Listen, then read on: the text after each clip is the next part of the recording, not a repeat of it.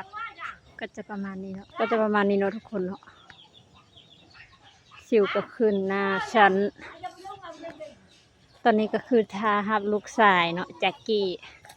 กำลังมาเนาะเพิ่นสิมาหามาลินนำเดี๋ยวถ้าเบิ่งเด้อถ้าถ่ายวิดีโอเพิ่นจะมาก็จะประมาณนี้เนาะทุกคนเที่ยวนี้เดี๋ยวถ้าเบิ่งเด้อโอ้เห็นอึกขาวๆแล้วแม่นรถนะแจ็คกี้นะเบิ่งไตตาลุดมาพร้อม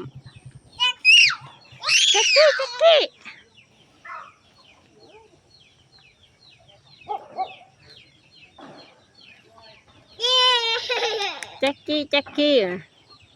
ทำแน่ปลาเทขนาดเลยแจ็คกี้ไม่ยังใส่แว่นตาดำพร้อมปลาใส่แว่นตาขึ้นนะว้าความที่บ่เห็นเลยตาน่ะปลาเทขนาดเลยแจ็คกี้นะแจ็คกี้ไปใส่แว่นตาน่ะบ่เดี๋ยวแจ็คกี้โอ้ตีเธอบ่ธรรมดาความขี้มาดเพิ่นหั่น